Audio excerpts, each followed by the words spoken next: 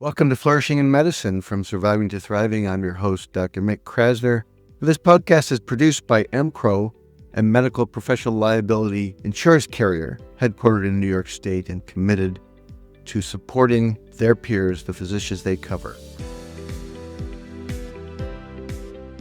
We have this surgical clinic that for more than 15 years, actually more than 20 years, have been able to have really high professional fulfillment amongst the doctors, extremely low burnout numbers. We're talking, 4%, very, very low.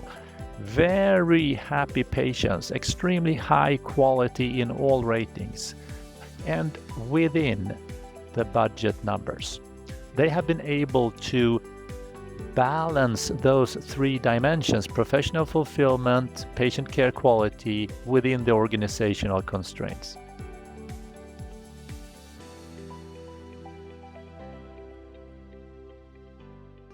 In this episode of Flourishing in Medicine, from Surviving to Thriving, I'm joined by two remarkable colleagues from Sweden's West Coast, Dr. Anamaria Whitmer Jacobsson, who's an obstetrician gynecologist surgeon and educator, and Dr. Fredrik Bååthe, who is a healthcare leader and researcher, whose path began with industrial engineering, moved into emergency department leadership, and then scholarly work in organizational development. We explore their why, their service, meaning, and releasing human potential, and how those values inform their Swedish model of reparative, person-centered crisis support, a program that weaves mindful practice, organizational-wide skills, psychotraumatology, and complex science into practical approaches, creating healthier healthcare organizations.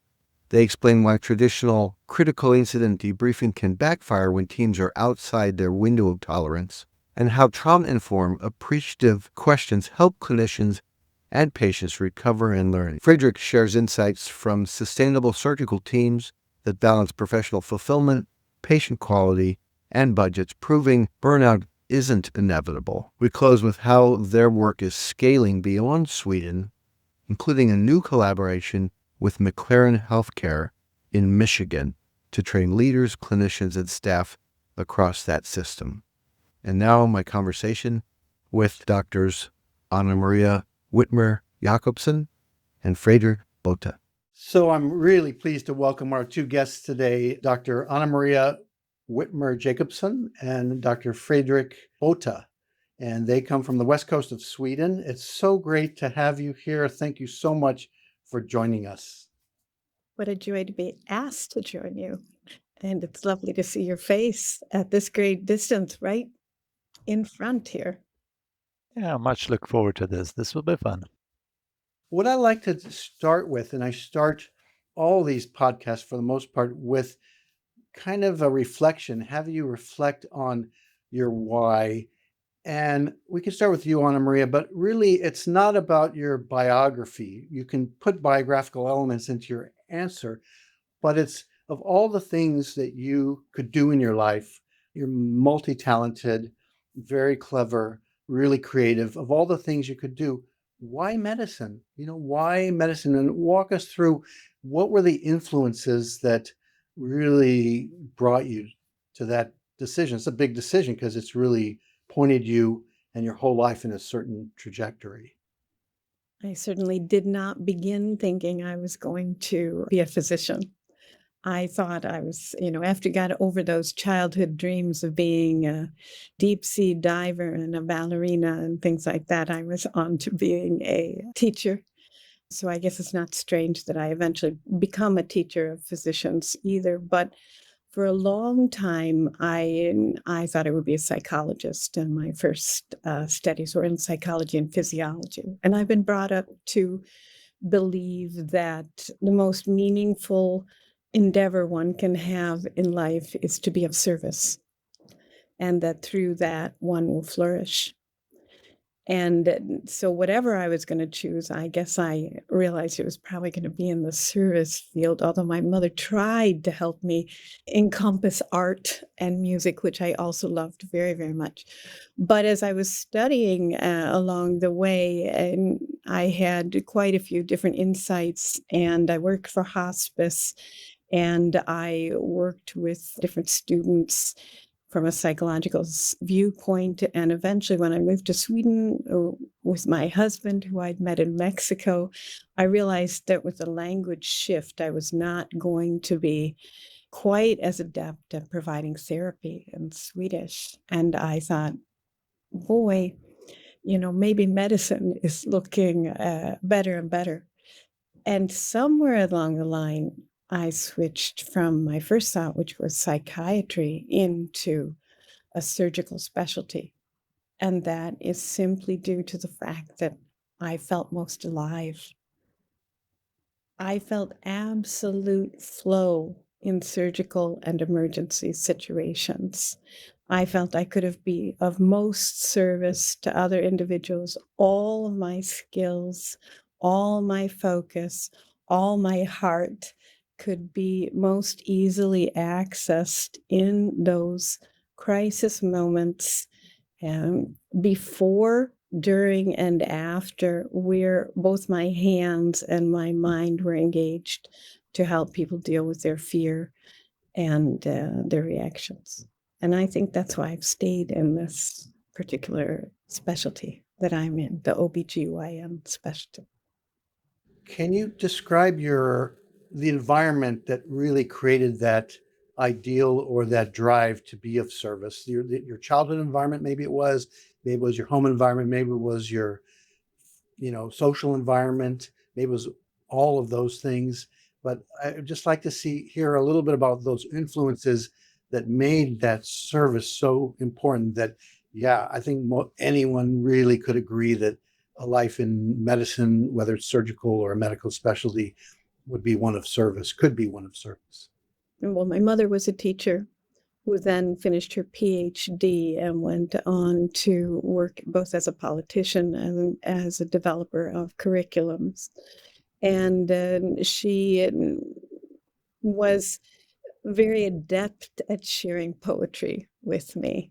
And my grandmother had followed a more Buddhist tendency and would meditate with me. So I learned to meditate early, and I was early on brought into comfort with listening to other people's descriptions and joys and fears and concerns. And just through listening, learning, that was the service that my family was actually talking about. And my father had been to war in the Korean War and been taught as a psychologist to use hypnosis to help his fellow warriors deal with PTSD. And that sort of service he continued on after the war. He also took care of everybody in the neighborhood who had needs as an old farm family. And I just was brought up in this very loving community where my family and those I knew were of service to each other, and the interconnection was strong and meaningful and sustained. You did not have to be feeling well yourself. As long as you came into that interconnected space with other individuals, you would be lifted upwards. Fredrik, your biography is fascinating, coming from industrial engineering and really becoming expert in a way on supply chain management in a very big way, and then moving into healthcare. So I really would ask you, what was it about you and your environment and whether it was your upbringing or something that happened along your career path that made service in the healthcare professions and in healthcare itself, in a more broad term, really be your life's work, because you've contributed tremendously to the organization and our understandings of the organizations of healthcare. I think the overarching red thread along my life journey is engaging to release locked up human potential. also in much younger years, I was sort of interested in that and engaging and being engaged in conversations with people that were sort of struggling, and it seemed that I could support their struggle, help them on their journey in a way. So when I was to choose some university education, I was quite broadly interested. So I was sort of having on my application, I had medicine and I had law and I had international business and I had this industrial engineering and marketing, which was sort of in vogue this late 80s. Miami Vice and the silver costumes, and people were driving Porsche cars and things. So in a way, I think I did, let's do something that sounds fun. And that sounded fun, but I was sort of, for the first year or maybe first 2 years, doubting my choice, because even though the math and those more engineering topics, I'm okay in doing them, but I don't get so much energy from them.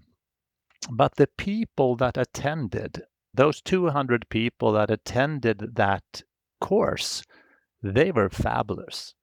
Suddenly I felt, oh, I'm actually finding home. So, maybe a third of them would be similar to me. They would sort of enjoy nature and sports. They would enjoy school. They would enjoy maybe party, skiing, windsurfing. There was just a good life. There was a lovely human to human resonance that kept me in that track of education, even though I considered actually changing to medical school during that period. But then I had a very lovely first work in supply chain management, because my specialization would be in logistics, supply chain management. And it was all about working towards helping those people at the shop floor, building mobile phones or building electronic devices, listening to their concerns, their grapplings about pebbles in the shoes, and actually communicating with the leadership. These are things that needs to be taken care of if you actually want to have a better output. So it was a lot of satisfaction about releasing the shop floor workers' potential and wisdom, and having management agreeing with that. So it was a lovely number of years in the supply chain industry. And I was sort of brought to I was working at the Stockholm office, and we did some really good businesses with Ericsson, which was a large at the time, Nokia and Ericsson were the largest mobile phone producers in the world. This is early 2000. So I was brought over to the American headquarters in Phoenix, being an expat there for a couple of years. And sometimes I would call that, and maybe that's not good to say in a podcast, but I would sort of call that a Viagra trip. It was sort of fresh out of university, and we were working a little group of very dedicated people doing really fun things across the world. We would be in Ireland or Malaysia or in Sweden or in the Americas, and lots of just talented people. So I was really happy with it. But then, after maybe 8-10 years in that position, I sort of felt an inclination to not only work with maximizing shareholder value. I was starting to lose the sense of deeper meaning. So when we moved back to Sweden, I sort of wanted to add to saving humanity or being in the more meaningful world. And I was sort of thinking maybe the Red Cross, or maybe, saving the Children's Foundation or foreign aid. But then my dad, who he's an obstetrician gynecologist, and my dad said, well, it seems like a lot of the stuff that we struggle with is what you are working with in high tech. Why don't you try to help healthcare out? And I'm like, yeah, So, and then by random act, there was a position as the head of the emergency department at a large university hospital. And I called that hospital CEO and sort of explained who I was. And she was a thoughtful leader, senior leader, psychiatrist by profession. And she said, yeah, I really want to bring in a more professional leader dimension into this emergency department. And you could see there are supply chain dimensions, trying to get the flow in an emergency department running, right? So I had that position for 5 years. It was a lot of lovely learnings, a lot of engagement actually with physicians. And then, as it happens in large organizations, we had an external consultant that came in, and the emergency department was folded into the medical department. So we, head of departments, we were 4 at this large university hospital. We were sort of out of job. But we were taken care of because this is Sweden. So they gave us 4 months of figure out what you want to do.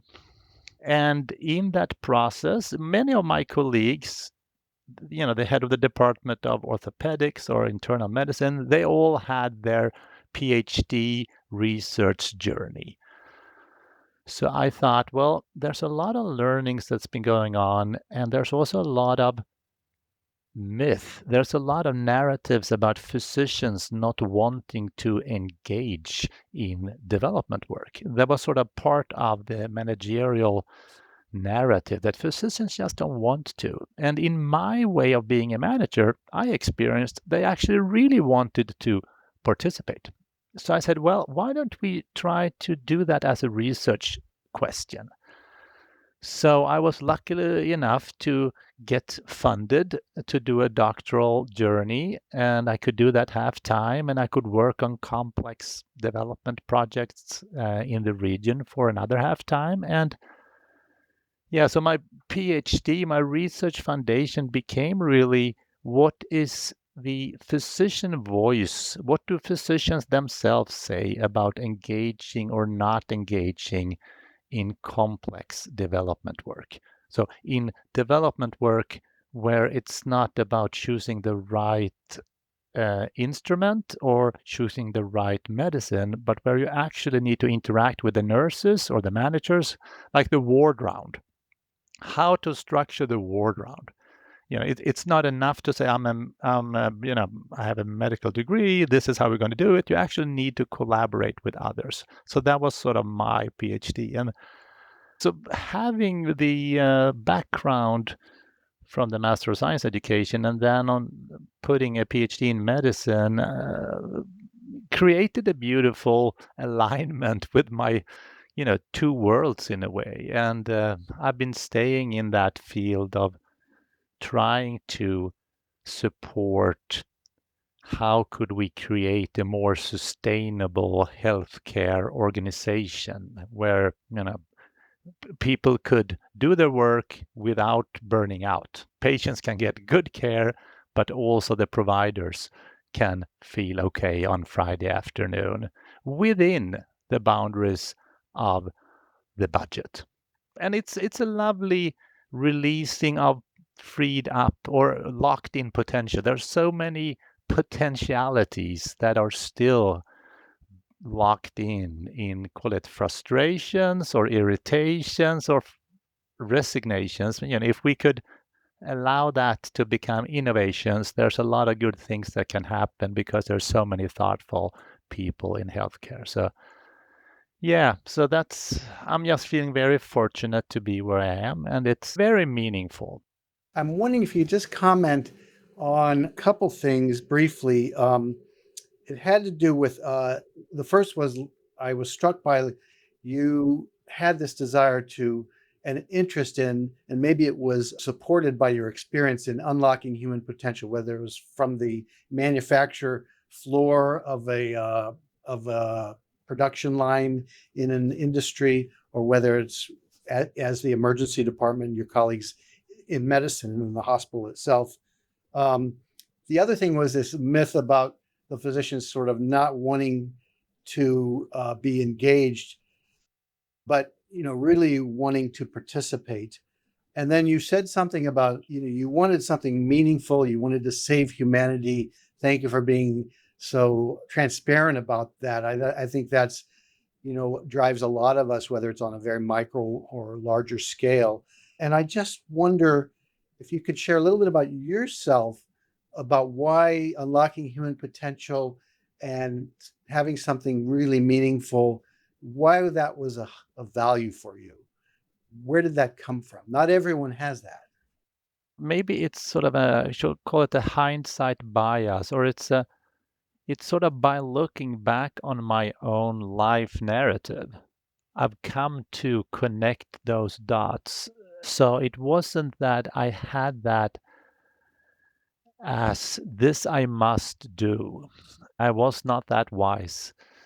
So it was more of experiencing quite early, also during high school. And in Sweden, we had mandatory military service. And I could sort of notice in ways I was acting with certain people, they would leave a sort of a fear-based way of living towards a more potentiality way of being. And especially during the military service, where you strip away all social markers. People dress in the same clothes, so you don't need to worry about the social markers. It became really interesting to notice how there was some kind of ability, some kind of way of acting with others that actually could release and quite powerfully transform, call it a young skeleton walking around, to become a muscular young person within a few months by some specific trainings to sort of help them experience their own capability. And also during the university years, I could experience being put in positions of trust or put in positions of power to help organize things. And I could notice that I was finding joy and I was finding meaning, and others seemed to experience joy and meaning in those interactions. So it's, and I'm very, grateful for learning to, over the years, understand that perspective about myself. So, and I'm totally in that learning phase still, grappling with myself, trying to figure out how to also release myself in a way. It's the program, the Swedish Model of Reparative Person-Centered Crisis Support, SFOG. I'm going to refer to it that way as we go through, because I'll probably just stumble over my words. And so if you could sort of take what we've talked about so far, the why and what's helped shaped you, and you said a little bit about the flow and the surgical experience and how you moved into that as a profession. But what is it? How did you identify the need? And you may have similar perspectives or differing perspectives. That would be interesting. I'll give you a couple parts to it, and that's like the wrong thing you do in interviews, but you can take any of them. How did you develop this curriculum, or rather, what's been the process of the ongoing development of it, which is what I understand it to be? And then where's it been most effective and most rewarding for you? So tell us a little bit about SFOG.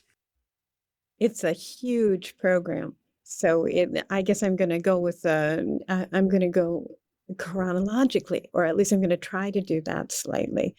And so long time ago, I began working with patients and what would be a postpartum conversation, or a conversation after they'd given birth. And this would be something similar to a conversation you might have after surgery or after any medical intervention.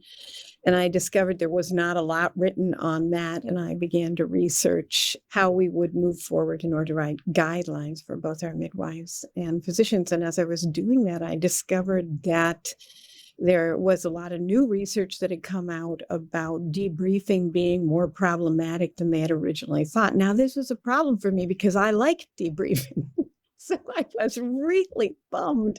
I had thought I was going to write guidelines on how to do debriefing. And then, my own father had worked with post-traumatic stress syndrome and hypnosis, and I was rather sophisticated in the background I had in that area. So I was a little surprised that I hadn't been aware of that. So I began deep diving into that and working with other OBGYNs that are part of the expert national panel on psychosocial issues in obstetrics and gynecology. Simultaneously to that, and how we would help patients and our colleagues help patients, and teaching what we learned along the way. Simultaneously to that, I began looking further into mindful practice in the United States. So I found that I myself needed some other sort of support system than I was getting in medicine in Sweden. My colleagues were slightly younger than me. I had 3 children. I had had difficult births. I had bad health myself. I had come from a much more, what I would like to call, enriched environment. And now suddenly I felt that things became rather dry toast around me, and I was disappointed and floundering. And I was able to stay alive by the flow in surgery and these conversations I had with patients that were really saving me when we connected, and also in the connection with my colleagues. And so together with my husband and I began teaching mindful practice, and we did a year-long course for 8 years. And in that, I had all sorts of new learning and new developments. And much of what I had learned in my childhood came in like echoes, and just found a home in this beautiful structure that you, Mick, and Ron Epstein had developed. And I am forever thankful. The Appreciative inquiry and all of the narrative medicine, along with the meditations, and all the wonderful individuals I met with this, continued to develop to influence how I was teaching. As we taught, we became more and more aware that our colleagues who were participating in these year-long courses, and our colleagues who were trying to figure out how to have post-operative and postpartum conversations, were not flourishing in their clinical work. And we discovered that not only did they need to work with themselves, within themselves, and landing into a richer and more awake appreciation of what was around them, but also they needed more support from their organization. They did not know how to ask for this or create it themselves when they were in leadership positions. And we began to incorporate more and more of these things into our program. And then I was at a narrative medicine conference one day in Sweden that was just starting up. And here we'd been giving this course with narrative medicine through the mindful practice for years. And I was all excited. We really got a nice startup here now and I was going to that. And there I met Fredrik Bååthe. And I almost immediately discovered, oh, here is the missing puzzle piece that Peter, my neuropsychologist husband, and I needed in order to add to the mindful practice program that we were practicing in Sweden in the moment, in order to allow people another sort of learning and knowledge. And this then also brought in the other piece of the crisis support, because as we were working with these postpartum conversations with patients, we discovered, well, it's not just the patients who have PTSD, it's also the colleagues. They're unable to have these conversations with their patients in a skillful way because they're falling apart. So then we were delving into that also in their crisis response. And all of this began to knit together and form the basis of what would inform a reparative crisis process. And we built that on the structure from the mindful practice programs we had been giving through the Rochester program that you had developed, and we added in psychotraumatology and the guidelines that we had developed through the Swedish Federation of OBGYNs, and we added in the sustainable healthcare tools and training that Fredrik could help us bring into that, so that when people did begin to create processes in their clinics, they would be able to bring in culture change that would be sustainable, because that's not any easier than looking into yourself and creating a sort of personal change. And you need tools, and you need knowledge, and you need support, and you need other people to talk to at the same time. Fredrik, I'd like to just switch. One is, can you comment about the missing link? I'm not saying you're some primate in the evolution of our species that was the missing link, but the missing piece that the collective, the two of you as a collective, and Peter, Anamaria's husband, who also is a teacher of mindful practice, really were able to bring. So maybe comment about what you think that was, how you understand that to be, and then maybe give us a little bit about some practical applications of this program, this SFOG program, and what your experience has been so far. I was sort of smiling within, maybe also without, I don't know. But it's interesting when you listen to another person's narrative and you are partaking in that narrative, right? And what came up to me is the experience of my research suddenly being read by a person, and that person suddenly finding ways of releasing trapped up frustration, and as such create increased potentiality. So it was quite a fascinating thing as a researcher. I was done with my PhD, and I was continuing on a research journey, and I was sharing very willingly my PhD and my articles with Anamaria, and she would come back in some way with a transformative way of understanding her own, call it identity as a physician, but also her own work trying to change the organization. Suddenly there were new tools, new ways of phrasing the reality that were presented to her, and as such she made new sense of her same reality. And that's almost what you wish for, right? As a researcher, that's you dream about a person will read your stuff and come back and say, I'm changed because of your things. And not the least, I guess, the introduction of something that is called complexity sciences. That is one quite recent scientific endeavor, but that is helping us to really discriminate with where are things that could be outlined with mathematical precision, which would be called simple or complicated, and called linear causality.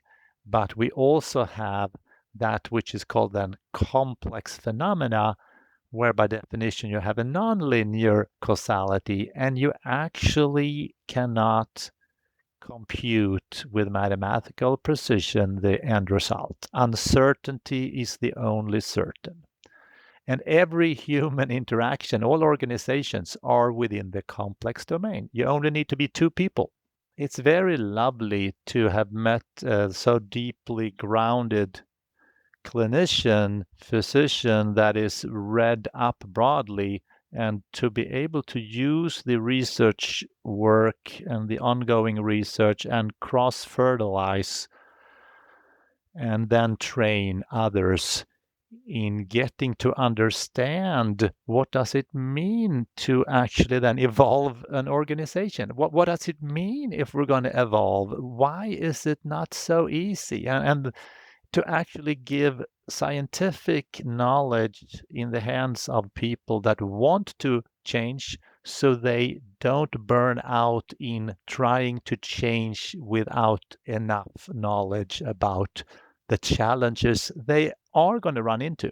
So in a way, I think the most beautiful and maybe one nugget of practicality is when we get feedback from people that have attended the courses, how they started, and when they ran into sudden backflashes or resistance, they could say, but we actually know we're expecting to see that.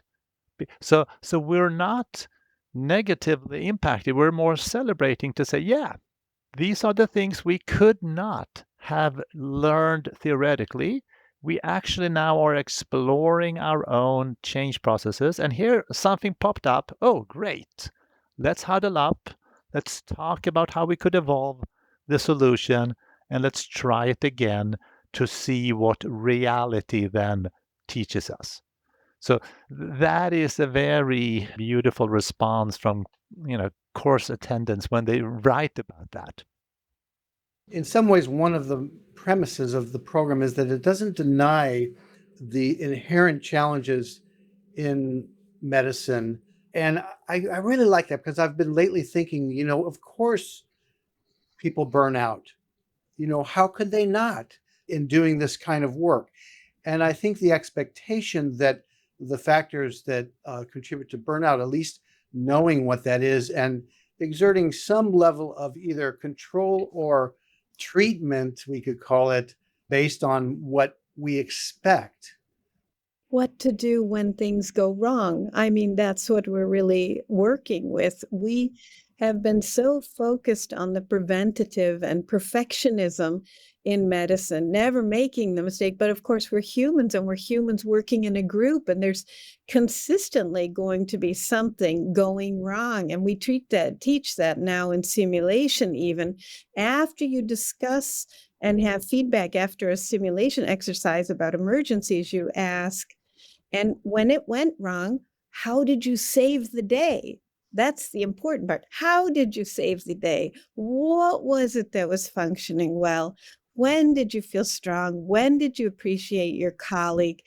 Did you notice anything that really helped you around, and all the things that were functioning? Because we are focused on pathology and mistakes and problems in our education. And this is where the appreciative inquiry and the appreciative strength-based approach in general, trying to deal with our negative cognitive bias that's built in, really makes a huge difference for how we deal with our patients and how we deal with ourselves and how we deal with culture change shifts. And that Fredrik and I have focused on that when we have tried to develop a group of questions that can be used, open questions that can be used after difficult situations. And we created trauma-informed, appreciative questions to use after overwhelming events, so that if you do end up in a more debriefing or feedback session, that you at least are helping individuals open their sights, because trauma tends to close you down and stiffen you up, and you're only looking for how could I avoid this the next time. But instead, these questions are opening you again. And it's the same process you need when you're dealing with a culture shift. When you give feedback and people are angry and you get scared and stiffed and perfectionistic, you need someone to have said to you before, this is going to happen. It's expected. And what do you do to save the day? Yeah, you ask those strengths-based questions. You open the mind for each other. And I would say that is where Fredrik and I have really been able to help each other in doing that sort of work, and to spin off each other to develop the wording that we hope will motivate and find playfulness for our colleagues, that allow them to find creativity and move forward. Yeah, that's really helpful. Fredrik, you had said early on that this bias, inherent bias from people in management, even our leaders in healthcare, probably about the health professional way of being, that wouldn't take well to this kind of reflective, experiential, inquiry-based work.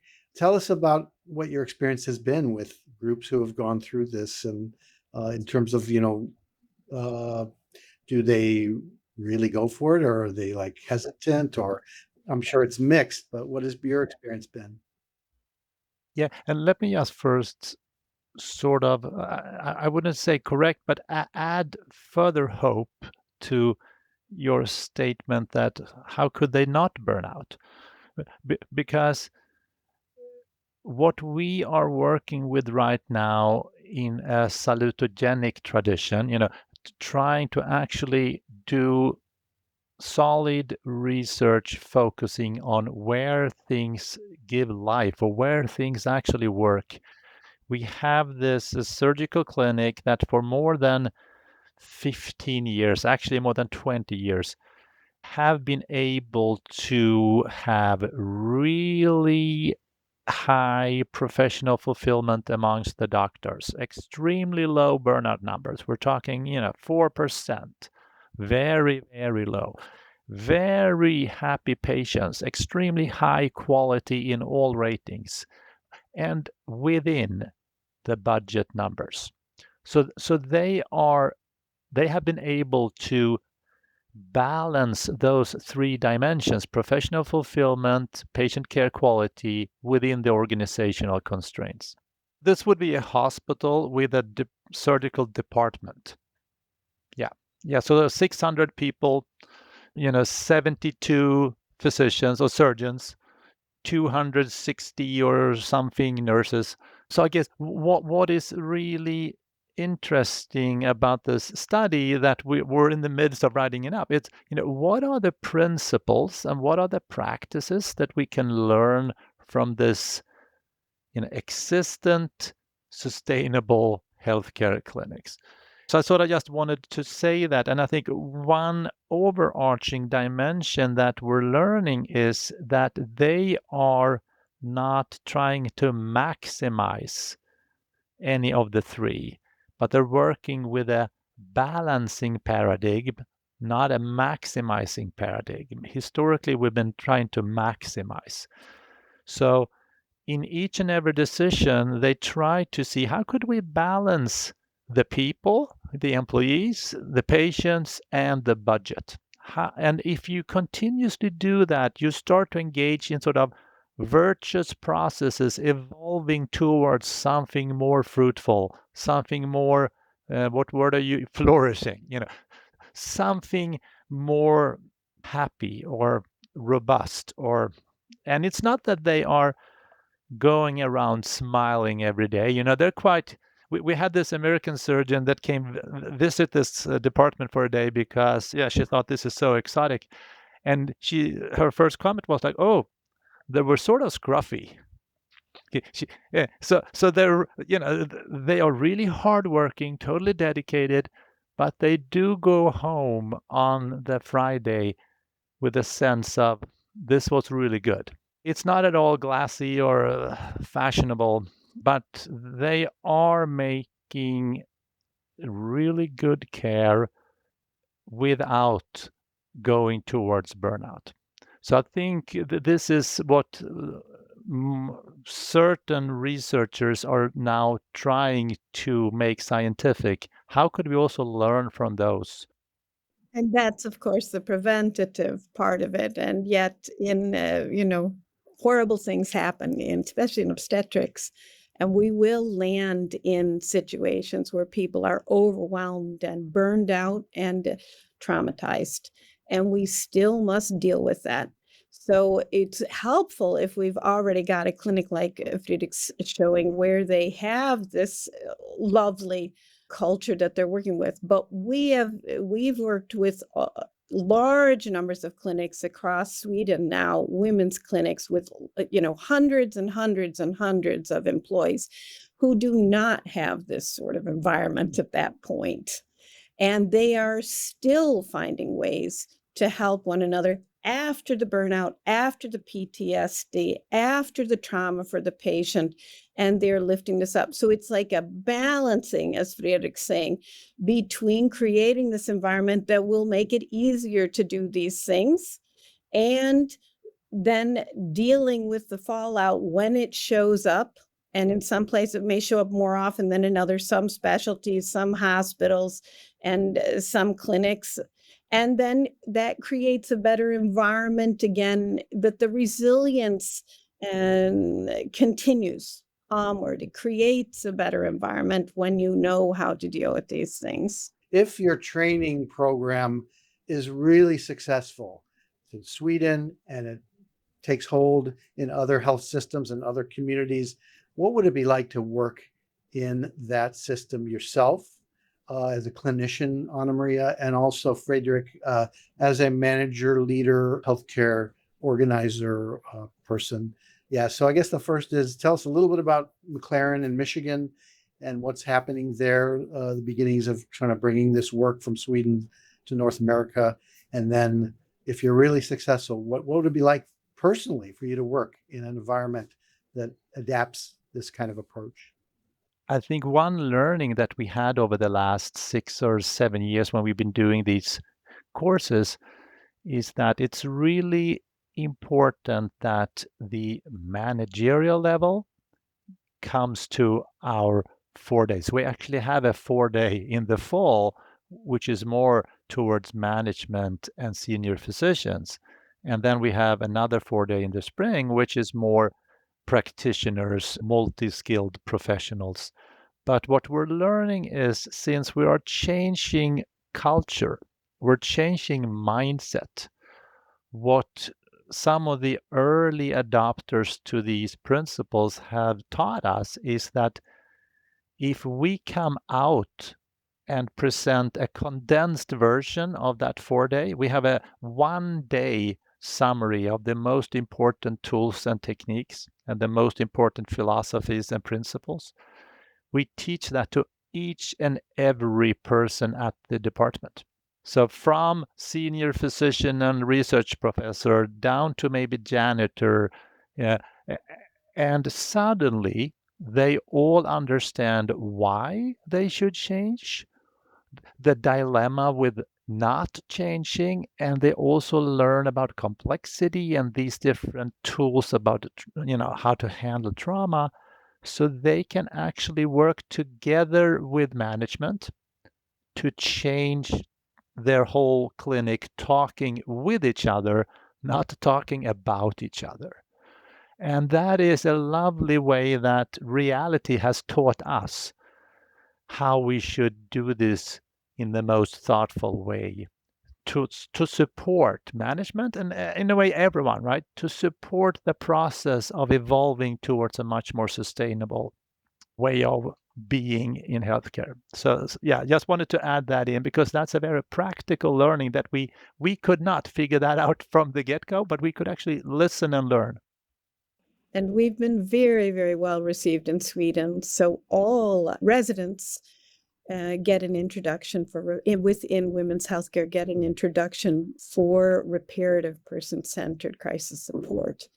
And that has been going on for the past 10 years, but 6 years in this latest form.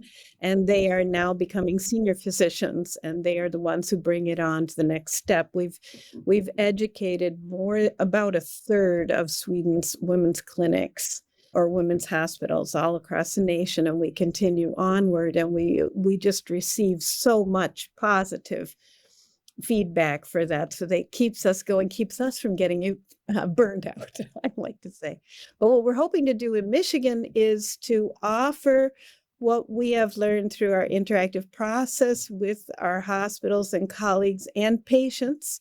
It also involves, it's both patient and collegial and organizational trauma support, I guess, and aiming towards sustainable healthcare in this way. We're hoping to offer them a program that they can continue to use and facilitate with their 36,000 employees, from leadership down to janitors and around on the sides with every other different form of education there's, because everybody talks to the patients. Everybody talks to the clinician crying in the closet when they're not doing well. You need everybody to know what's going on and to help each other. So we're hoping that if we can provide, some sort of, we give them a few educations that they will have seen how this functions and how to create it themselves. We leave them with a facilitator guide and we educate a whole bunch of facilitators there. They will be able to move it along and develop continuously there. And we have expert crisis groups that need to be developed at each clinic, I would think, among these 36,000 employees. And then we have the leadership that needs to be educated. And then each clinic itself needs one of these days. So that's what we're hoping to do. And then to be in interaction with them and learn from their insights and what we can do differently in Sweden also. So we think it's going to continue changing. So let's say you are successful at McLaren Healthcare, was one of the largest healthcare systems in Michigan. You've trained the managers, you've trained the C-suite, you trained the clinicians, nursing assistants and physicians, you've trained the support staff, the people that work in the cafeteria and that provide food services and maintenance services. What would it be like for you to have your surgical career in a place like that? I would hope that if I was practicing surgery in a place that had educated its personnel, which I actually am doing at this moment in Sweden also, that I would continue to feel that deep, loving, almost support that I feel from my colleagues. It eases my day. I am not fearful when I arrive in emergency situations. The fearfulness is contained, and I am allowed to have a sense of support when bad things happen, no matter what happens. So there is a possibility of much greater joy, an ability to open up much faster after overwhelming events and notice the small sensualities around me that I otherwise have to close off for in a more traumatized state. But how things taste, how they smell, how they feel, and how I'm experiencing them, to actually be able to be aware of that, because I have a sense of trust for my colleagues and my organization and a hopefulness. That is what I would hope to feel. And Fredrik, so imagine yourself as a chief operating officer, or let's put you back in the head of the emergency department. What would it be like to work in such a place? In my way of thinking, one of the most important things is that the sense of resignation, frustration, irritation, you could call that locked in potential, right? First, you're irritated. That's sort of a freshness, and then it becomes frustration, and then it becomes resignation. But if we can actually use that energy, that frustration energy, that irritation energy, and as a manager, listen attentively and make sure to move fast in a way to see, okay, how could we evolve our organizational structures? How could we take away pebbles in the shoe to make the flow more smooth? And if you as a manager can sort of get away from your own ego and accept that there's so much knowledge coming from the employees, and you could be the channel of that and make decisions and sort of help facilitate, then the vehicle of creating innovation, and in so doing, being able to help more patients without adding so much more cost. So you're increasing joy for the employees, and you're helping more patients, and you're being a more, what should we call it, a more also cost-aware manager. You're using the money wisely because you're listening to the knowledge arising from the clinical encounters. That sense of being a channel would be when I, as a manager, would feel, wow, now we're at something. And then, of course, every once in a while, you're going to, boom, hit things from the top, right? Suddenly you want to change the IT system, maybe. Okay, then you need to work with the upper echelons. But there's so much we actually can do to take away sort of the pebbles in the shoes right where we are by talking more with each other, listening more to each other, and not talking so much about each other. So daring to talk with each other would be a very helpful way.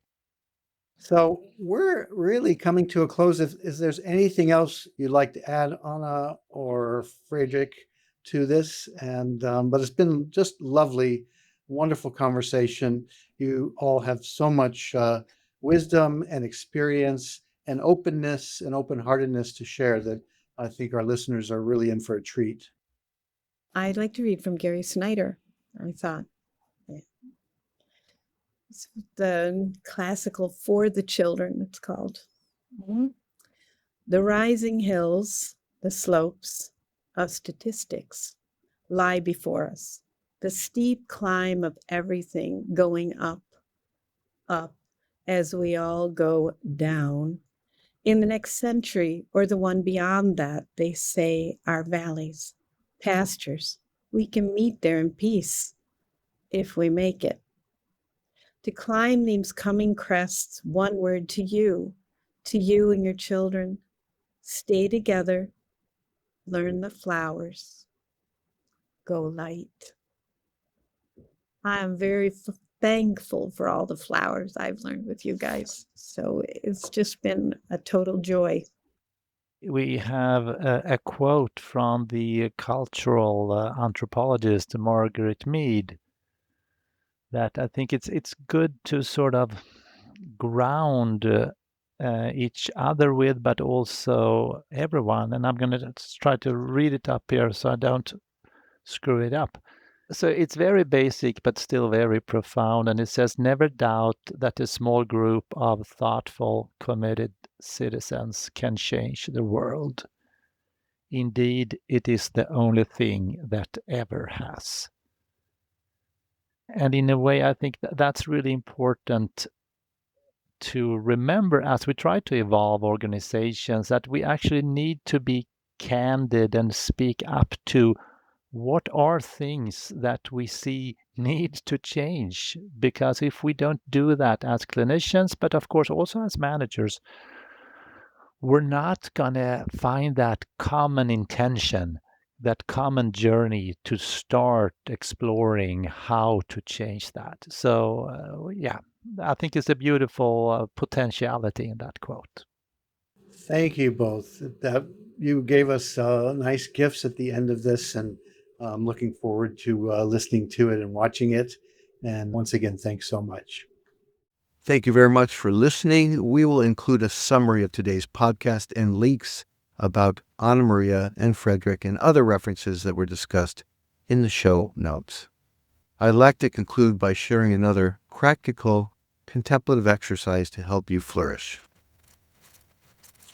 I'd ask you to begin by just imagining that you're working in your healthcare team and you've experienced some fairly stressful event, perhaps a critical event, an error, a breakdown in communication, something that was very difficult for the team.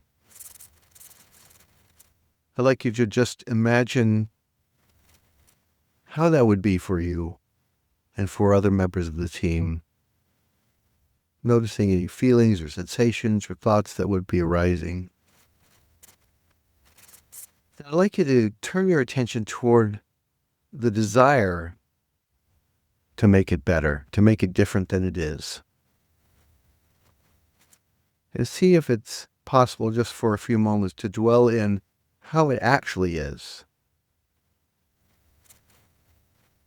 Being able to notice your sense of perhaps inadequacy or incompleteness, what that feels like physically, cognitively, emotionally, but also your sense of commitment, integrity, the desire to help create a more workable solution, support each other. Noticing any skills that you have, qualities and virtues that you possess that can move yourself and the team toward that. And maybe thinking about what it would be like to explore those qualities and help bring them out in yourself and your teammates to help manage this situation.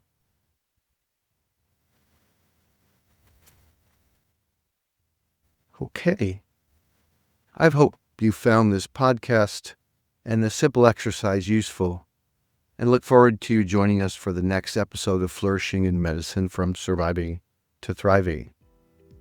To learn more about EmPro, please visit www.myempro.com. If you'd like to learn more about our peer support programming, www.myempro.com/peer-support. And if you're a physician or a medical student and need some help, some urgent support, consider calling the physician support line at 1-888-409-0141. For more information about my work, please visit www.mickkrasnernd.com or www.mindfulpracticeinmedicine.com. See you next time.